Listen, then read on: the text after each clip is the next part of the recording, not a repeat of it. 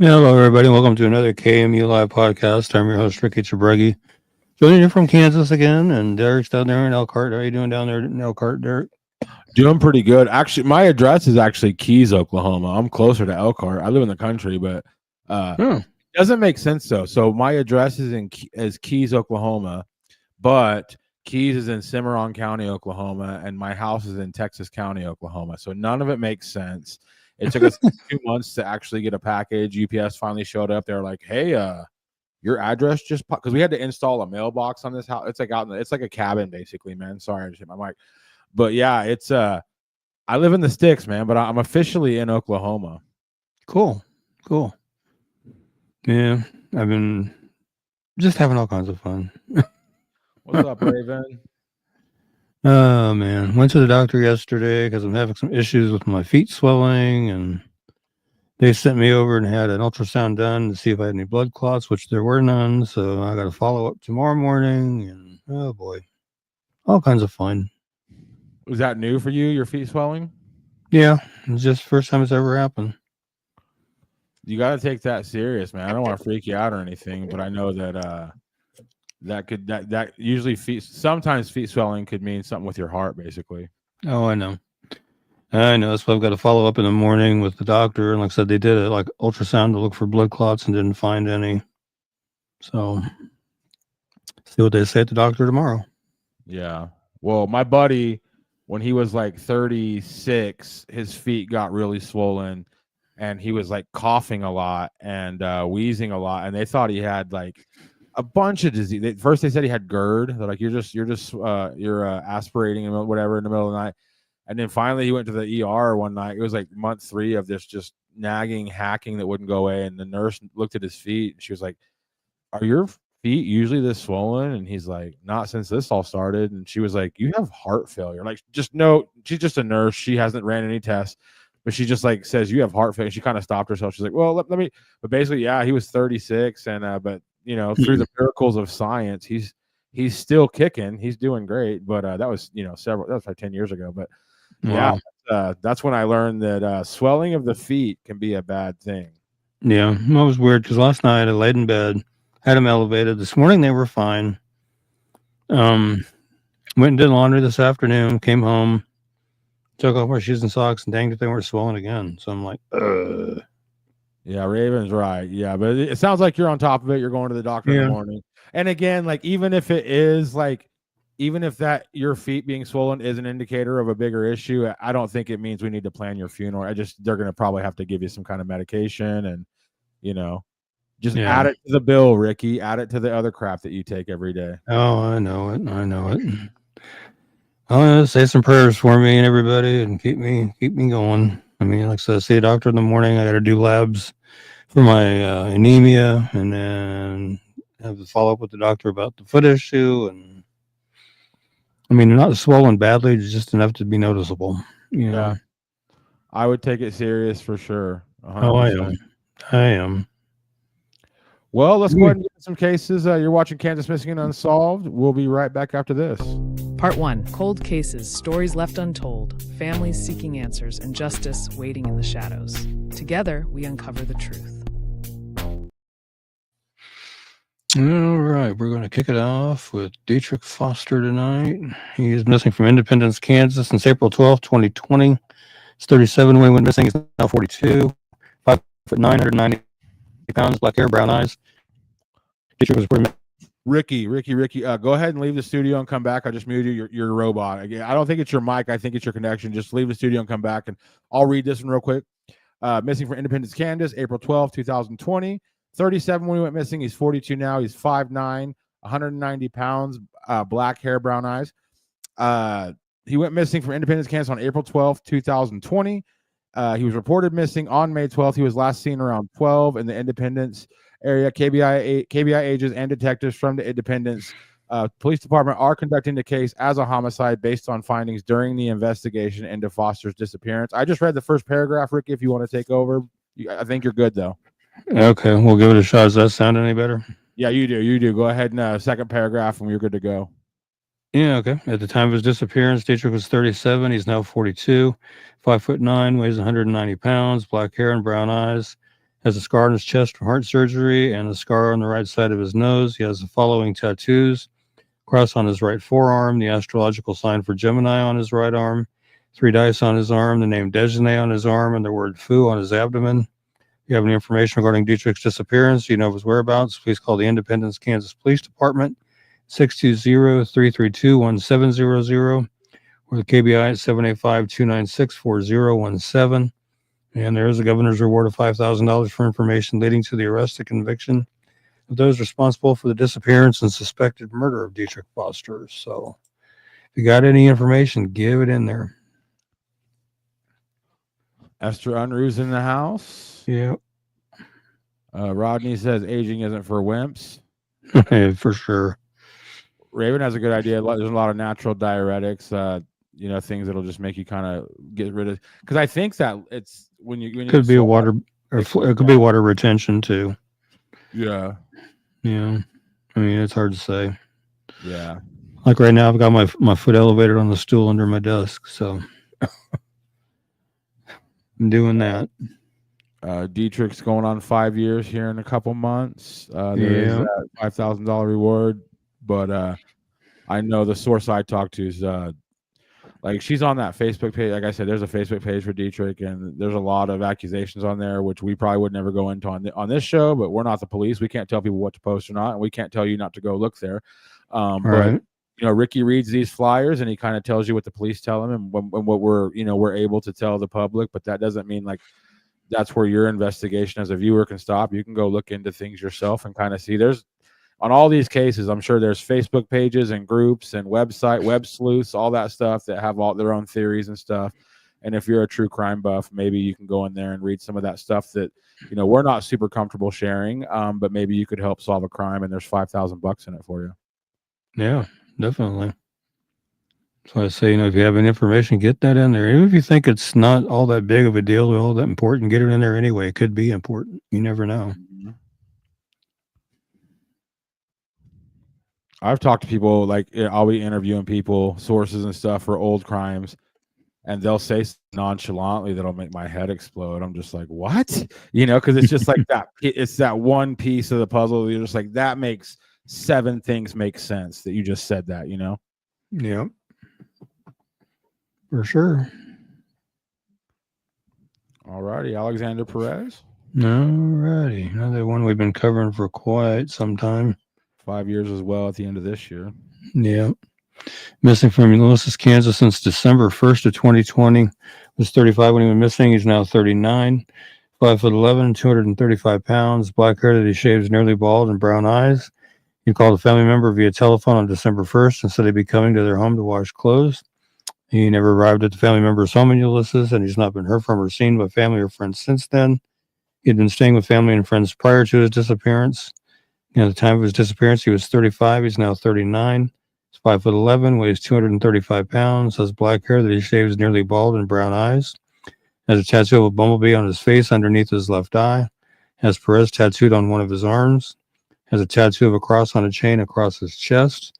If you have any information regarding Alexander's disappearance or you know of his whereabouts, please call the Grant County, Kansas Sheriff's Office at 620-356-3500 or the Ulysses, Kansas Police Department at 620-356-4600, or you can call the KBI at 785-296-4017 and see if we can't help get Alex located and back to where he needs to be. And again, if you have anything, no matter whether you think it's important or not, get it called in because it could be important. You just don't know. Ellen's here from Leavenworth. Roxanne Ann Fisher's watching from Oklahoma. She says severe storms. Really? Oh, wow. It's been raining since I left work about 35, 40 minutes early. I have to do these.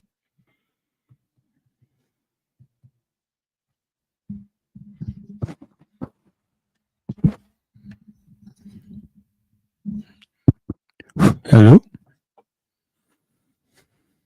You went quiet again, Derek. I don't know what happened. I'm going to have to get a new mic situation. It keeps cutting off, but I think I'm good right now. But yeah, it was just miserable and drizzly the whole way home. Wow. Yeah, I'll keep an eye on my mute. Usually my mute button goes off whenever my whenever my stuff kicks off. So I'll just keep an eye on it, and hopefully I'll stay on for the rest of the show. Let's hope so. Jonathan Jensen, maybe his daughter's watching. She usually watches every week. Tell us a little bit about this case. I haven't seen her in the comments quite yet, but maybe she'll pop up. Jonathan Jensen missing from Kerwin, Kansas since June 14, 2023. 52 when he went missing. He's now 54. 5'11", 190 pounds, brown hair, hazel eyes. Left without his vehicle, his cell phone, or his wallet. His daughter let us know a couple of weeks ago that he does have some mental health issues and does tend to have some episodes. He was 52 when he went missing. He's now 54. 5'11", weighs 190 pounds, brown hair, hazel eyes. If you have any information regarding Jonathan's disappearance or you know of his whereabouts, please call the Phillips County, Kansas Sheriff's Office at 785-543-6885 or KBI at 785-296-4017 and see if we can't help get Jonathan located and back to where he needs to be.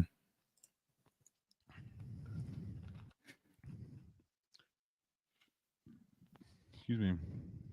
Whenever I log into the Kansas Missing and Unsolved side of Facebook, I see that you're a part of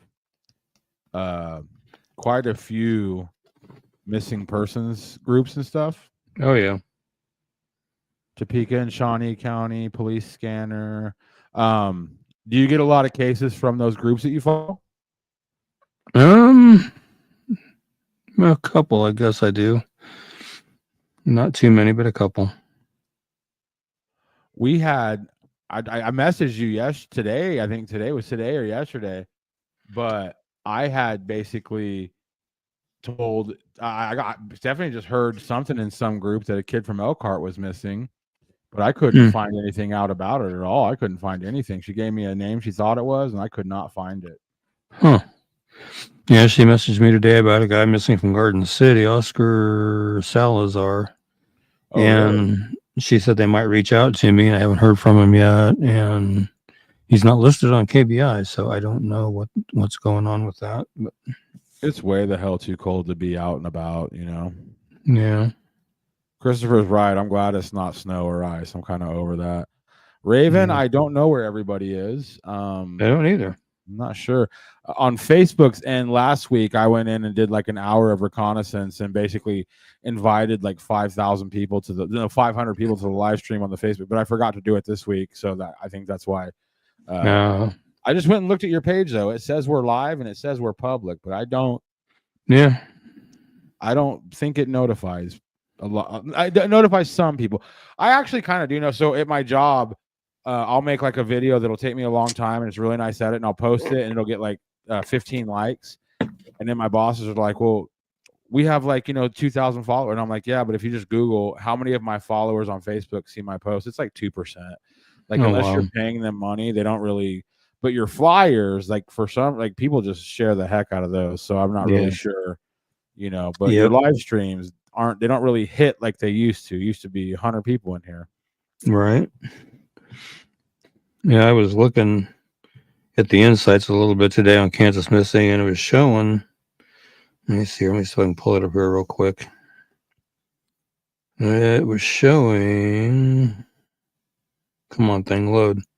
Shows that the page has had 729,000 views in the last 28 days. So people are seeing it. So I don't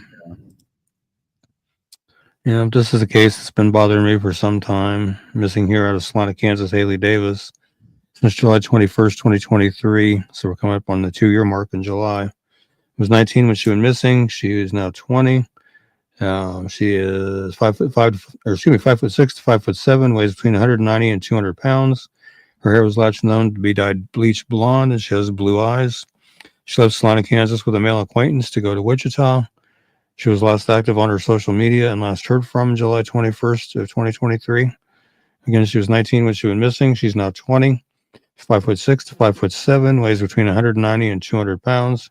Her hair was last known to be dyed bleach blonde. She has blue eyes. If you have any information regarding Haley's disappearance or you know of her whereabouts, please call the Salina, Kansas Police Department at 785-826-7210 or call Crime Stoppers at 785-825-8477. Or you can text SA Tips to Crimes, which is 274-637, or go to www.pd.salina.org and follow the Crime Stoppers link, and you can submit your tip there. Or you can call the Wichita, Kansas Police Department at 316-268-4181 or 316-268-4407 or 316-263-6011 or KBI 785-296-4017 and see if we can help get Haley located and back home to her family, because I know they're looking for her. They're wanting her home. She's got a young son that I'm sure misses the heck out of her. So see what we can do to help get her found and brought back home. It's not good. Yeah. D Fur is not feeling well. There's a lot of sickness going around. Some of the guys in the clump of cells have had some sickness this week. A buddy of mine in Oklahoma, middle Oklahoma, his kid has the flu. And then Stephanie was on the internet today, and I guess there's like a tuberculosis outbreak in Kansas City. Yeah, there is. I was reading that too. And then like the bird flu thing, I don't know. There's a lot of sickness going around. When I left work today, I wasn't feeling great. I don't think I'm sick. I don't know. I don't feel great, but I also have diabetes, so you can get stomach aches from that. But my stomach's been feeling kind of funky all day. Yeah. Raven says, as a mother, she can't comprehend not having answers, knowing where her baby is. Right. Cozy says sometimes they watch the replay. But I know her family's really been looking for answers, trying to get her found and brought home. Like I said, I went to their vigil this last summer and talked to her brother and her aunt and saw her little boy, and there's a pretty decent turnout for that. So I imagine this is a lot of her friends and things. So that's what we can do to help get her found and brought home.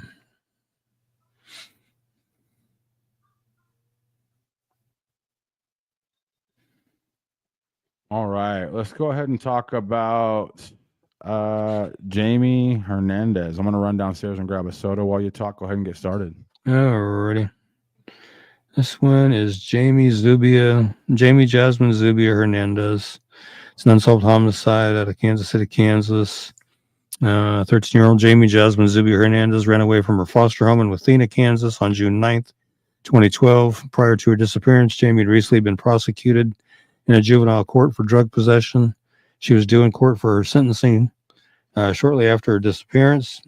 Jamie never showed up and was never seen again by her foster family. There was unfortunately very little media coverage on Jamie's disappearance, likely due to her runaway status. 3 years later, during the early morning hours of May 30th, 2015, a Kansas City resident called the police to report a shootout in the 2500 block of Ridge Avenue. According to the witness, two vehicles fired shots at each other, and a female passenger in one of the vehicles was killed as a result. The female passenger's body was dumped on the side of the road, and the vehicles drove off before the police arrived. 2 days later, on June 1st, 2015, authorities announced that the slain female was identified as Jamie. The identity of Jamie's killer remains unknown, as does the identity of the driver of the car that Jamie was in when she was shot. Additionally, Jamie's whereabouts from June 2012 to May 2015 still remain a mystery. Although she was ultimately found in Kansas City, it's unknown where she stayed or how she survived during those 3 years. Investigators said they received a tip that Jamie was in Kansas City back in 2013, but when they followed said lead, they were unable to locate her. At that time, the police were searching for a late 1990s or early 2000s white Ford F-150 with flare sides, tinted windows, 20-inch chrome rims, and a touchscreen device in the cab. The truck was located June 2nd, 2015, unoccupied, and it was taken and processed for evidence. If you have any information regarding Jamie's murder, please call the Wathena, Kansas Police Department at 785-989-4521, or you can call the tips line anonymously at 816-474-8477, or the KBI at 1-800-572-7463, or you can see that Say It Here QR scan code there in the Crime Stoppers banner. You can scan that, and that'll take you to the Crime Stoppers page or website for Kansas City, and there's a link there. You can submit your tip that way. So let's see what we can do to bring justice to Jamie and her family and friends. And again, no matter how small the information you think it might be, go ahead and call it in anyway, because you just never know.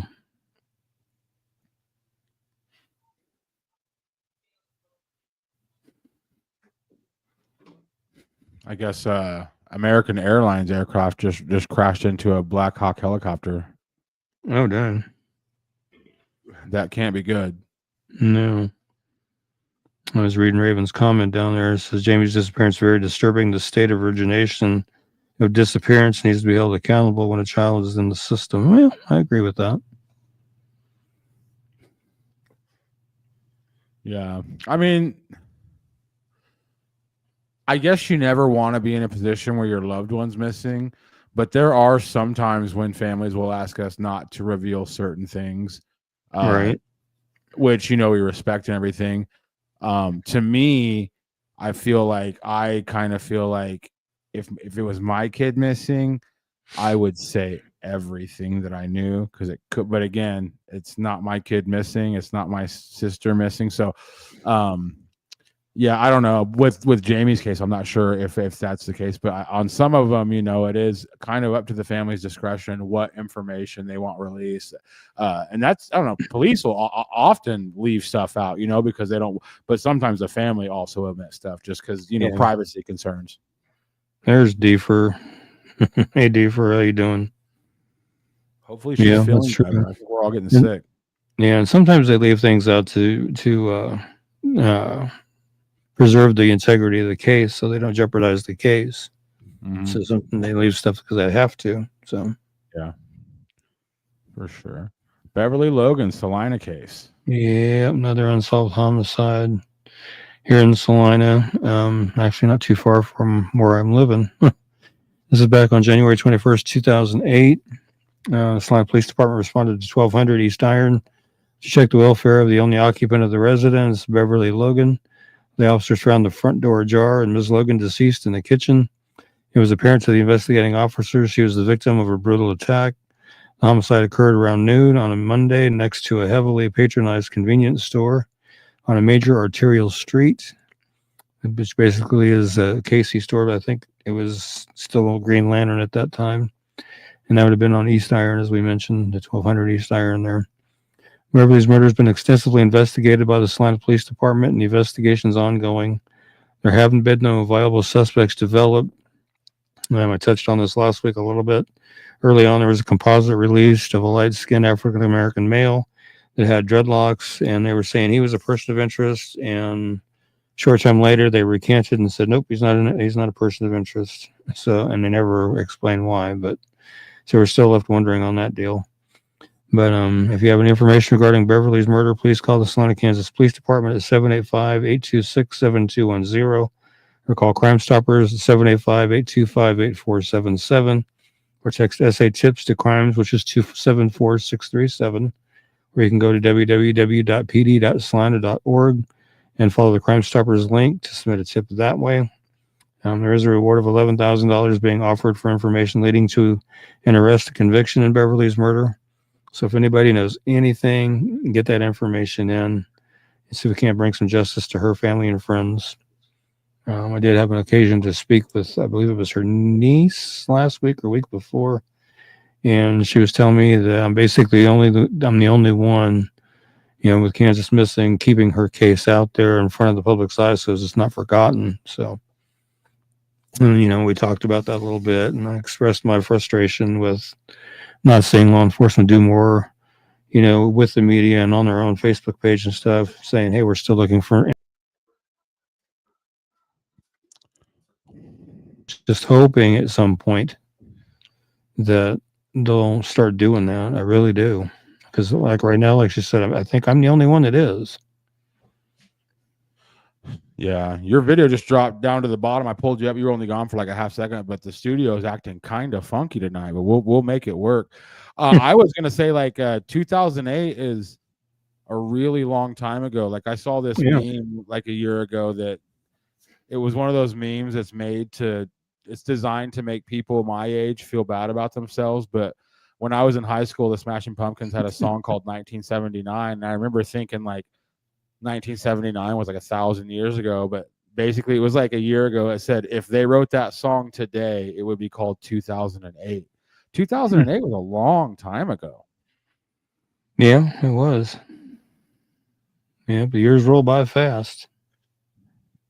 I mean, and then new crimes happen every day. New people go missing. I can see how if you're a family member of somebody who you want justice for a 2008 situation, and I could see how it would feel like maybe people forget because it was just so long ago, and there's so many new crimes that come up. Like they'd have to hire 5 cops a day to solve every. You know, we looked up Wichita has like 200 unsolved homicides. Like that's crazy. Yeah. They have a lot down there. I don't know. Makes me wonder. I mean, I know they're busy with newer cases. Wichita always has cases coming up, so I know it's hard for them to focus on the old ones. But I just kind of wonder: do they have like a part of a unit that devotes time to looking at the cold cases, or no? It'd be interesting to know. Yeah, for sure. I'm not sure. It just every town's got every place has unsolved cases, but it's just crazy. Tell us about Rachel Geraldine Pratt, Garden City case.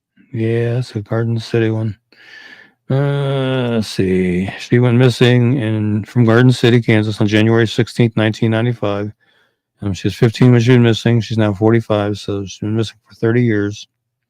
It's crazy to think about. 5'7", 125 pounds, brown hair, brown eyes. She was last seen watching a movie inside her family's residence in Garden City at approximately 1 o'clock in the morning on January 16th, 1995. She disappeared under suspicious circumstances and has never been heard from again. Rachel left all of her clothing and personal belongings at her home except for her coat. 5 days after her disappearance, some girls claimed to have seen her talking on a payphone with her 18-year-old boyfriend. They say she left the phone with her boyfriend after asking girls for a ride. They went into Dillon's grocery store there. The sighting has not been confirmed, and her boyfriend denies having been with her after she vanished. Rachel was supposed to be a witness against her boyfriend, who was being prosecuted for unlawful sexual relations with her. Because Rachel disappeared before she could testify, the charges were dropped. They started dating when Rachel was 14. She was a freshman. He was a senior. He was her first boyfriend. Rachel's mother found out that she was pregnant after Rachel was arrested for attempting to shoplift a home pregnancy test from Walmart. She gave her statement to the police at that time. There is no evidence to indicate that Rachel was given birth. There is no record of her receiving a driver's license, copy of her birth certificate, or social security card. She may have remained in Garden City after her disappearance, but there have been no sightings of her in many years. Authorities remain hopeful that she is still alive. Rachel has 7 siblings. Her mother still lives at the same address and has kept the same phone number. If you have any information regarding Rachel's disappearance or you know of her whereabouts, please call the Garden City, Kansas Police Department at 620-276-1300, or you can call Crime Stoppers anonymously at 620-275-7807. Or text your tip to Garden City Police. Text GC tip and your tip to tip 411, which is 847-411, and see if we can help get Rachel located and back to where she needs to be. 30 years, bro. Yep. 30 long years. And the flyer I says that like her mom never left the house, Yeah. Stayed at the same house, kept the same phone number.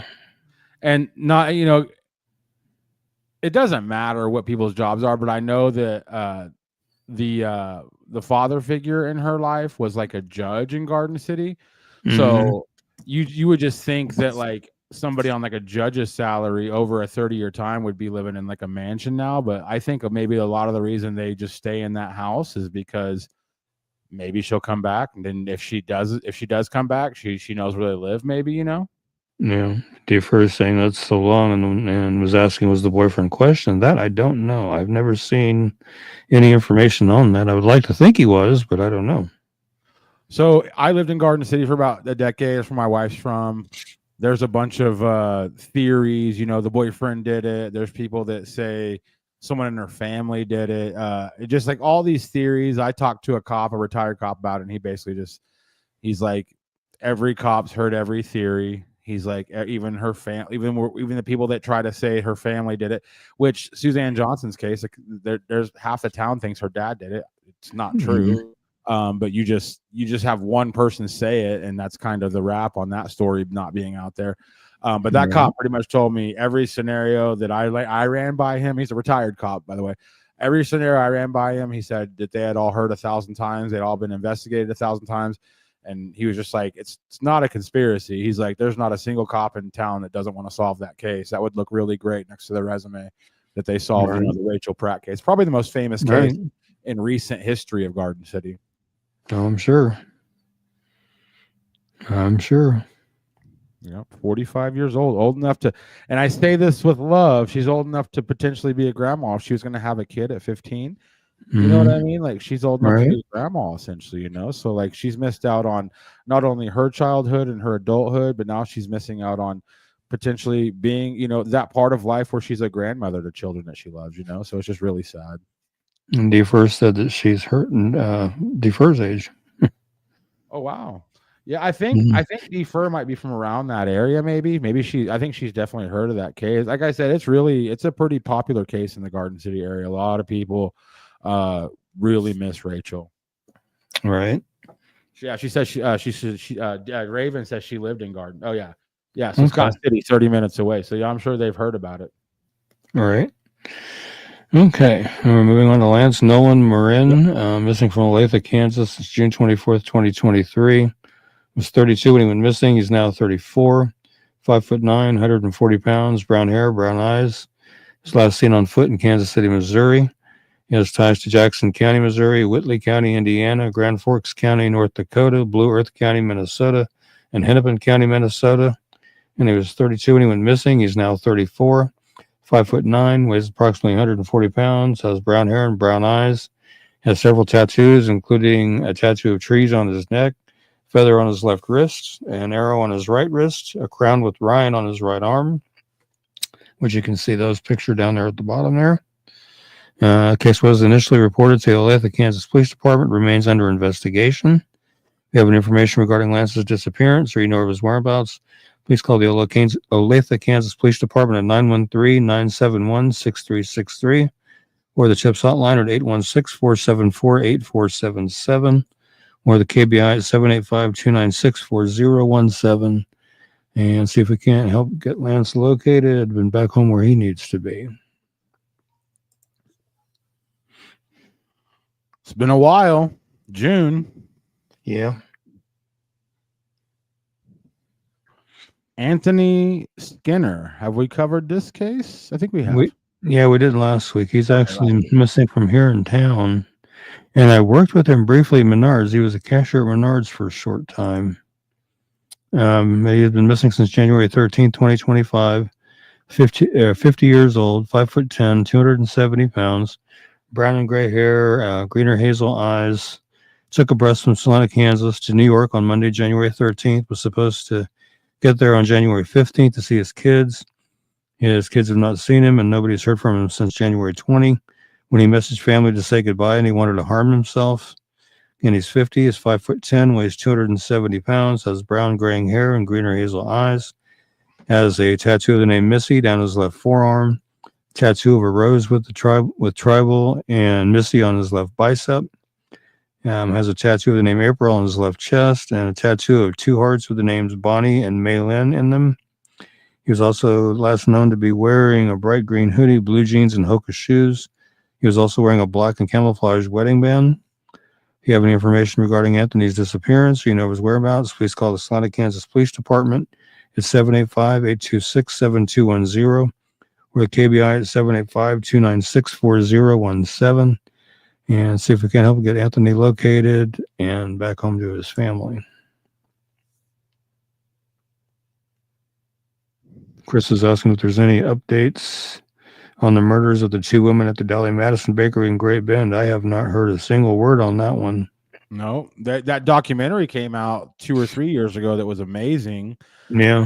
And I know that kind of put the limelight on that case for the first time in a long time, but I don't think I've heard any. Now, that doesn't mean the police haven't learned stuff. They've probably learned a bunch of stuff in the last couple of years. But like you said earlier, they're not going to go run out and make a Facebook post. Guess what we learned today? Right. I don't know. It's really easy to lose faith in the police. I'll be the first to admit, to be like, man, they're never going to solve it. But then I've been messing with Ricky for 5 years. And every time I'm right about to start being upset with the police, like an arrest is made in some case, I'm like, all right, just shut up and let them do their job. They'll figure it out, man. They're working on it every day. And if you recall, the guy that shot that documentary, he was actually on the show that one night. We had him on the show that night. talking about the documentary and stuff. Oh, really? They had seen it and everything? You don't remember him being on the show? Yeah, I remember him coming on the show. Yeah. I haven't talked to him since then, but I haven't either. pretty impressive documentary though. Yeah, it was. I think it started out on Tubi, but I think it's kind of everywhere now. The last I checked, It probably is. Yeah. I think it's just called the Dolly Madison Murders or something like that. Yeah. Let's see. This is Zachary Anderson. I wanted to do his case today because the anniversary of his disappearance was on the 18th, so about 11 days ago. Went missing from Topeka, Kansas on January 18th, 2017. He was 27 when he went missing. He's now 35. 5'9" to 6 foot tall, 170 to 175 pounds. Brown hair, blue. See, I've had some sources say blue eyes, some say hazel, and some say a mixture of blue and hazel. So a little confusing there. He lived in Wichita. He was last seen in Topeka, Kansas on January 10th, 2017. He was brought there after he was denied entry at the Prairie Band Casino in Mayetta, Kansas. He was supposedly dropped off at the Ramada Inn in the 400 block of Southeast 6th Street, but he never checked in and he's never been heard from again. Zachary's cell phone is no longer active and his Facebook password has been changed. He's now 35 years old. He is between 5'9", 6 foot tall, has brown hair and hazel blue eyes, has a tattoo that says Savannah on the right side of his neck, tattoo of the initials ZMA on his left arm, a tattoo of ALA or ALA on his right inside forearm, tattoo of Take Money on the inside of his wrist, and unknown which wrist that's on, tattoo of Tia on the inside of his wrist, again, unknown which wrist, tattoo of $2 signs on the back of his right hand, tattoo of Bam, I'm not sure what, somebody put that for us last week, Bam Margera heartogram on the lower abdomen, tattoo of a cross on the side of his rib cage, unknown which side, a prior tattoo of Savannah on his chest that had been covered up with a skull-like image and a black ship that has not been completed.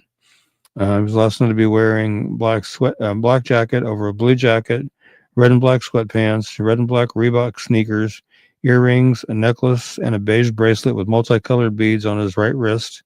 If you have any information regarding Zachary's disappearance or you know his whereabouts, please call the Wichita, Kansas Police Department at 316-268-4111, or you can call the Topeka, Kansas Police Department at 785-368-9247, or 785-368-9551, or 785-368-9200, or KBI at 785-296-4017, and see what we can do to help get Zachary located and back home to his family.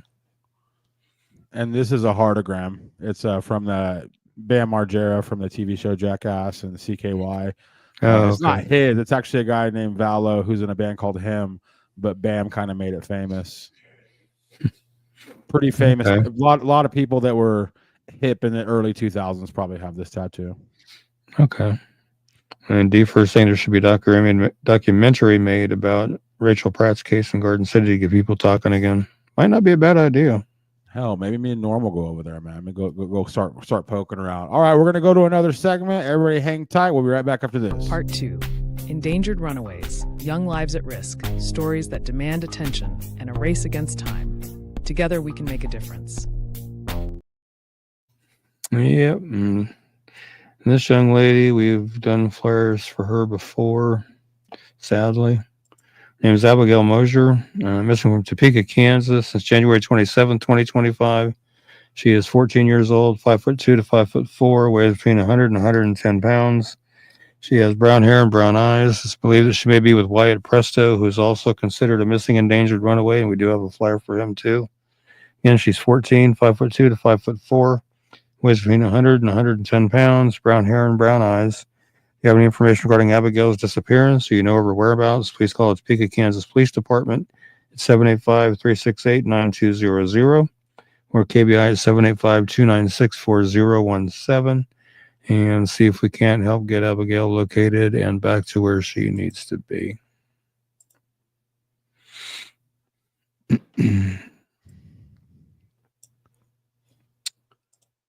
And this is the other half of that equation, and we've done a flyer for him before in the past as well. Where is his flyer hiding? I know I have it pulled up. Where's find hers? Where in the world did it go? I had it. Hang on a minute. I gotta go find it. I don't know why that happens. I had it up there and then it disappeared. Hang on, give me 2 shakes here. I've almost got it. There it is, right there. Apologize, guys. Bear with me here. Okay, Wyatt Presto, again missing from Topeka, Kansas since January 27th, 2025. He's also 14. He's 5'11", weighs between 130 to 130 pounds. Some reports say he's 6 foot. It's believed that he may be with Abigail Mosier, who's also considered a missing endangered runaway. And he's 14, 5'11". Again, some reports say 6 foot. Weighs between 110 and 130 pounds. Has brown hair and blue eyes. If you have any information regarding Wyatt's disappearance, or you know of his whereabouts, please call the Topeka, Kansas Police Department at 785-368-9200 or the KBI at 785-296-4017. And see what we can do to help get him as well as Abigail located and back to where they need to be. And as far as Wyatt goes, the picture on the left is the more recent of the two. So his hair, as you can see, has grown out considerably longer than what it was on the picture on the right. So see what we can do.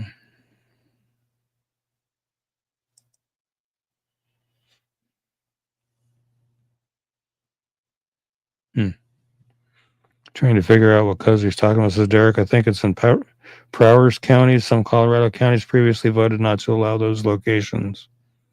I'm not sure what that means exactly. Maybe you do. Not sure.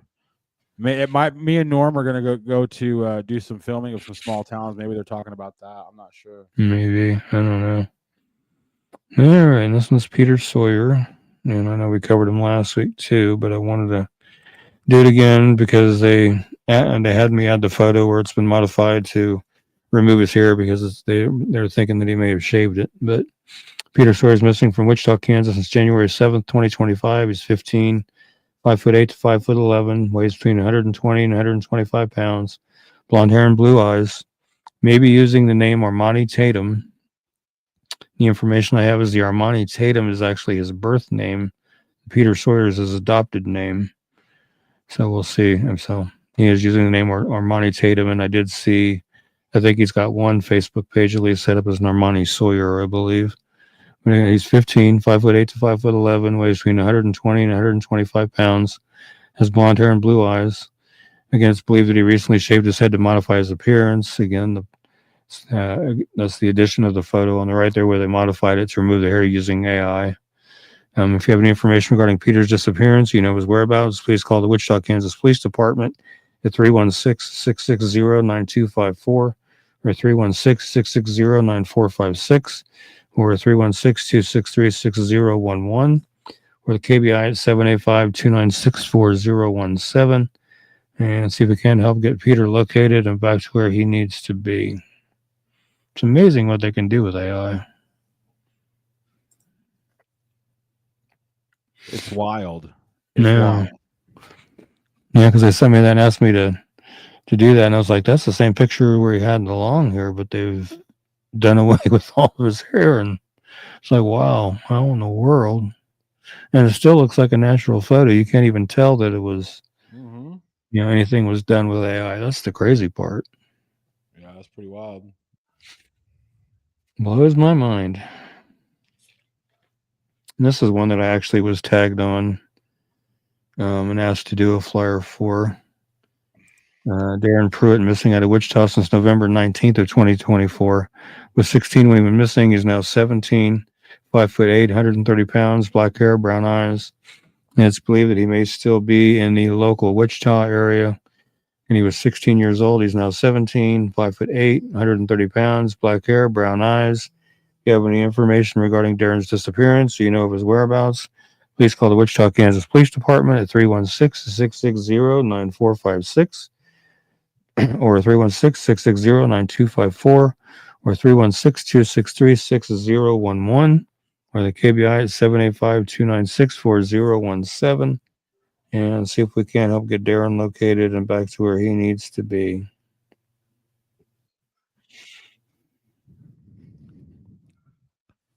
Wichita, Kansas. Yeah. I get a lot of Wichita ones, that's for sure. Yeah. That's for darn sure. This is Shyler Bricker. That was another one that I just recently did as well. Missing from Kansas City, Kansas since January 25th of this year. 17, 5'4" to 5'6", 180 to 240 pounds. Light brown, blonde hair, and brown eyes. Don't have much more than that. If you have any information regarding Shyla's disappearance, or you know her whereabouts, please call the Kansas City, Kansas Police Department, 913-596-3000, or KBI at 785-296-4017. I am going to take just a second. I had somebody comment on her flyer about not being able to nail down a height, an exact height or an exact weight. And I replied to the comment, and I wanted to kind of bring that up. A lot of times when you see, especially with the juveniles, where I have the discrepancy in height and weight like that, it's because I'm getting my information from two different sources. And I want to involve both sources in that. So that's why I do the range like that. The one source told me that she was 5'4", 180. And the other source says 5'6", 240. So I wanted to go ahead and include both. I know it doesn't help because it's not exact, but at least it kind of gives us an idea.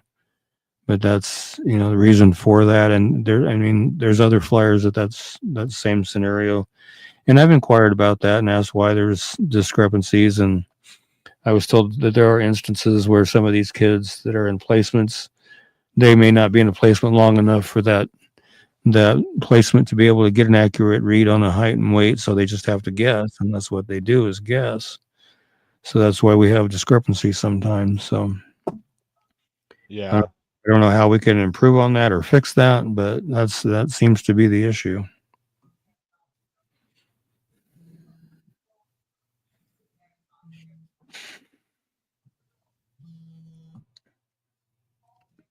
Good gravy. One more endangered runaway, then we'll get into some out-of-state cases, and then we will be out of here for tonight. We'll be back next Wednesday. I don't see. All right. You just muted again.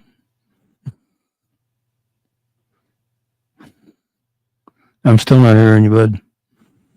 I don't know what happened. 3, test, 1, 2, 3. There you go. Who knows, man? We're gonna have to resituate some stuff. Go ahead and read this case, and we'll go on to the out-of-state cases. All right. This is one that I just did today.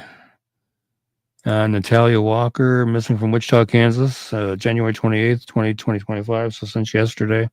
She's 13, 5'5", 140 pounds, black hair, brown eyes. She was last seen in the area of the 1700 block of South St. Francis in Wichita. And she's 13, 5'5", weighs 140 pounds, black hair that was last known to be styled in 2 pom-pom ponytails and brown eyes. She was last seen wearing a black long-sleeve shirt and black and white plaid pants, no shoes and no jacket. So if anybody has any information regarding Natalia's disappearance, you know her whereabouts, please call 911 immediately or call the Wichita, Kansas Police Department at 316-263-6011 or 316-660-9254 or 316-660-9456 or the KBI at 785-296-4017 and see if we can't get Natalia located and back to where she needs to be. And you put Darren Pruitt back up there again. You did? I guess you did. We had Natalia up there. Our studio is acting crazy right now. I don't know. Dang. Here, Okay. we'll go to the next segment, and we'll be right back after this. Okay. Part 3. Out-of-state cases. Beyond Kansas borders, stories of the lost and the unsolved remind us that every missing voice deserves to be heard. Yep. Even though it's Kansas missing and unsolved, from time to time, I do out-of-state cases and feature them to try to help get them located. So, like I've said in the past, when people inquire, I never say no. So, that's how that happens. But this is Elizabeth Stone, missing from Springfield, Missouri since January 12th of this year. She's 15, 5'3", 111 pounds, brown hair that was last known to be dyed black and hazel eyes. She may go by the name Lexi. Again, she's 15, 5'3", 111 pounds, brown hair that was last known to be dyed black and hazel eyes. She was last seen wearing black pajama pants and a red coat. If you have any information regarding Alexis's disappearance, you know her whereabouts, please call the Springfield, Missouri Police Department at 417-864-1810 or the Missouri State Highway Patrol at 573-526-6178 or 866-362-6422 and see if we can't get Alexis located and back to where she needs to be. Yeah, I've covered Tyler Goodrich's before, Defer. I need to get him back on here again. I will have to make sure I do that for next week. Yeah. And this one is Cynthia Renee Gonzalez. She's one we've been covering quite a bit. This is a Texas case, unsolved homicide. On September 17, 1991, Cynthia Renee Gonzalez was reported missing to the Arlington, Texas Police Department. On September 22nd, 1991, Cynthia's body was discovered in a creek bed off County Road 313 in Johnson County, Texas. It was later determined that Cynthia died from multiple gunshot wounds. Cynthia was reportedly at her apartment with her boyfriend when her husband stopped by to deliver their daughter for a weekend visit. Sometime later, Cynthia left for an appointment without her customary bodyguard, and she was never seen again. Serial killer Kenneth Allen McDuff was looked at in connection with Cynthia's death. Jim Ford, longtime Arlington police officer and renowned homicide investigator, and looked at McDuff in connection with Cynthia's case for going on 18 years. He was never able to make a match or a mismatch. McDuff was believed to have abducted the victim from a car wash in Austin, Texas. Cynthia's car, a two-seat Pontiac Fiero, was seen parked at a car wash in Arlington the day that she disappeared. There were similarities in the Austin case and Cynthia's case. He kidnapped, sexually assaulted, and killed his victim at a car wash in Austin, dumped the bodies of several of his victims in rural areas, and he did kill several of them by shooting them. Investigators could not place McDuff in Arlington and the Arlington area and could not determine whether he was out on the streets at that time, but they could not find him being incarcerated at that time either. Other persons of interest have come up and have been cleared as well. McDuff has since been ruled out by DNA testing. If you have any information regarding Cynthia's death, please contact Detective Stafford at 817-459-5772. If you wish to remain anonymous and possibly receive a reward of up to $1,250, call the Toronto County, Texas Crime Stoppers at 817-469-8477 and see if we can't help get some justice for Cynthia and her family as well.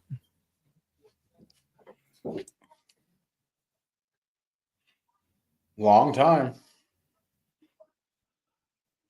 And Defer is saying on Tyler Goodrich's case down there that they were having some searches for him not far from where Defer lives. Not sure if they got some news that he could be in certain areas. So, Wow. And here's another Colorado. This is a Colorado case here. This one's Rochelle Elizabeth Hammond, missing from Moscow, Colorado since August 15th, 2019. Was 30 when she was missing. She's now 35, 5'6", 120 pounds, black hair, brown eyes. She was last seen walking away from her Moscow, Colorado home. She left all of her belongings behind, including her phone, her identification, her car, computer, tools, and pet dog. She'd only been living in the area for about 3 weeks prior to her disappearance. She'd previously lived in the Columbus, Ohio area. She may be living homeless. Although police can find little evidence in her disappearance, her mother believes that she did not leave of her own accord and may have become a human trafficking victim. Rochelle suffers from bipolar disorder and schizophrenia and has been prescribed medication for her conditions, which she also left behind. Rochelle's nose is pierced. She has numerous tattoos, including the phrase "live like a lion" on her upper chest, the star behind her ear, the skull on the back of her wrist, stars on the inside of her forearm, cat with a bong on her shoulder, and other tattoos. And there's photos of them down there at the bottom, some of them. Rochelle was last known to be wearing a black tank top, khaki shorts, black Nike shoes, and she had a silver circular barbell in her nose. If you have any information regarding Rochelle's disappearance or you know her whereabouts, please call the Alamosa County, Colorado Sheriff's Office at 719-589-6608 and see if we can help get her located and back to where she needs to be. And you can see there's the dunes of Moscow, Colorado right there. Never would have known that Colorado would have had dunesy areas, but I guess they do. Pretty. It's kind of pretty and also kind of scary looking. Yep. Defer also is talking about Chance Englebert's case as well. Yeah, that's a kind of an interesting case in itself as well. We've covered him before too. Probably wouldn't hurt to get him out there again too. I think you need to update that flyer though, because it had that like $200,000 reward. Mm-hmm. I did some research on that, and that expired. Oh, did it? Yeah, his grandma offered $200,000 for a year, and then that date expired. So I think that's. Oh, I did not realize that. Well, thank you for that. I will have to do that. Okay. Meanwhile, this is Dana Jane Bruce. We've covered her extensively over the last several years. She's missing from Sedalia, Missouri since October 4th, 2008. She was 23 when she was missing. She's now 39. She's 5'2", 98 pounds, brown hair, green or hazel eyes. She was last seen at her children's babysitter's home in Sedalia. She left the children there earlier that day so she could go out for the evening. She returned at midnight and gave the babysitter more money and asked her to watch the children for the rest of the night. Dana was seen at Malone's Bar on Main Street with a young man driving a late model red Ford F-150 truck earlier on the night of her disappearance. She left with the man at 11:30 p.m. Police have identified the man that Dana was with on the night she vanished. He traveled to Atlanta, Georgia after her disappearance, and police questioned him about Dana's disappearance after he was arrested there on unrelated charges of marijuana possession and driving on a suspended license. Authorities have not named him publicly, but they are calling him a person of interest in her case. He told his questioners that he and Dana parted ways after they left the bar, and he never saw her again after that. She left all of her belongings behind, including her hairbrush and her toothbrush. She does not have any credit cards, debit cards, checking account, cell phone, or a car. Again, she was 23 when she went missing. She would now be 39. She is 5'2", weighs 98 pounds, has brown hair that was colored at the roots, black at the ends with red highlights and green or hazel eyes. She was last known to be wearing a black shirt with the word Rebel and silver lettering on the front and blue jeans. Dana has a tattoo of a teddy bear with wings and the name Dylan on her upper left arm. She is blind in her left eye. She has a 2-inch scar along her lower spine and a staple scar on her right shoulder. Her ears are pierced 1 time each. If you have any information regarding Dana's disappearance or you know of her whereabouts, please call the Sedalia, Missouri Police Department at 660-827-7823 or 660-826-8100 or the Missouri State Highway Patrol at 573-526-6178. or 866-362-6422, or Private Investigator Leslie at 910-427-0070, and see if we can't help get Dana located and back to her family where she needs to be. Because there again, 2008, it's been a long time. Mm-hmm. Let's see. Defer also says there's a young lady missing from Lincoln. They were searching for her out here by Lexington. I don't know what's happening here in Nebraska. It's getting crazy with all the missing people. Do you happen to know the young lady's name by chance? And meanwhile, this is David Michael Bowers Jr., missing from Afton, Missouri since September 12th, 2021. Was 18 when he went missing. He's now 21. 5'10", 128 pounds. Has brown hair that is in dreads with blonde and green tints and brown eyes. He is from Eldon, Missouri, and could possibly be in areas near Eldon. Again, he's 18 when he went missing. He's now 21, 5'10", weighs 128 pounds. Has brown hair that's in dreads with blonde and green tints and brown eyes. Last seen wearing a white and black hoodie, jeans, and white tennis shoes. Has multiple scars on his arms. He has multiple tattoos, including an eye image on his right thumb and Bart Simpson on his left arm. And there's some photos there down there below. If you have any information regarding David's disappearance, you know his whereabouts, please call 911 immediately or call the Miller County, Missouri Sheriff's Office at 573-369-2341 or call the Missouri State Highway Patrol Missing Persons Unit at 573-526-6178 or 800-877-3452. There is a $1,000 reward available for information leading to David's safe return. Let's see what we can do to help find him and get him brought home. Yeah.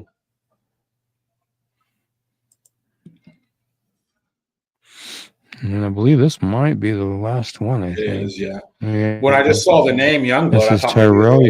maybe- I know. is a Tyrell Youngblood, missing from Raytown, Missouri since December 20th, 2024.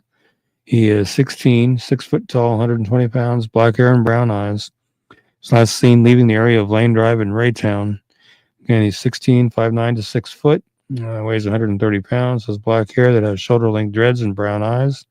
He's last known to be wearing an orange sweatshirt, jeans, and Nike tennis shoes.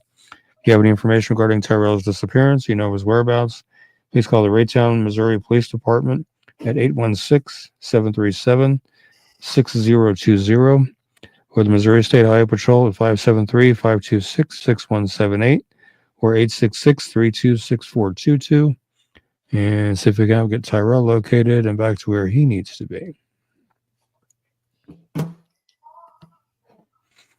Wow. Jerica Hamry. Okay, I'll do some looking into that and see what I can do to get a flyer made for her and write that name down here. Do you know how many flyers you did tonight? I did 9 located safes today, and I think I made 1 or 2 new ones, I think. Just want to remind everybody that Ricky does a lot of work. We covered a ton of cases tonight, enough to cover an hour. As of right now, there's actually 160 missing juveniles and 377 missing adults. So we're barely scratching the surface here, but every little bit helps. If you know of a missing person, please contact Ricky on the Kansas Missing and Unsolved page. He needs a few things. Ricky, tell him everything you need before you can make a flyer.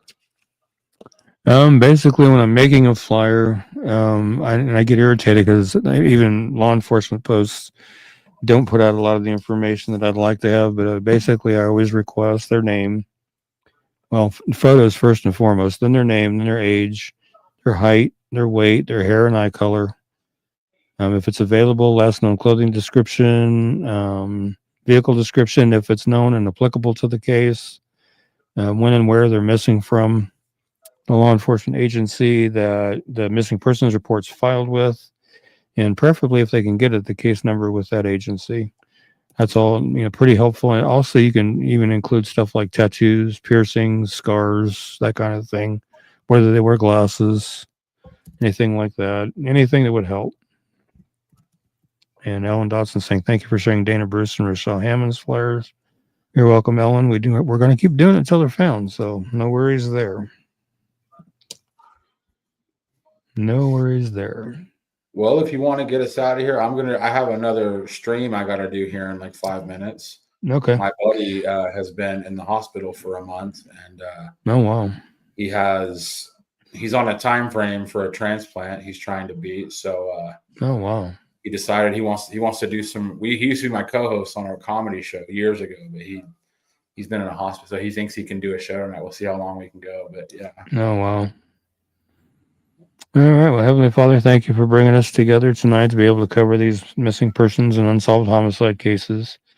And as always, we pray that they reach the right ears, the right hearts, they'll do the right thing, and help get this information in that will bring these folks home and solve these unsolved homicides. Until we see each other next week, everybody stay safe, stay healthy. God bless. Amen. And everybody stay safe out there.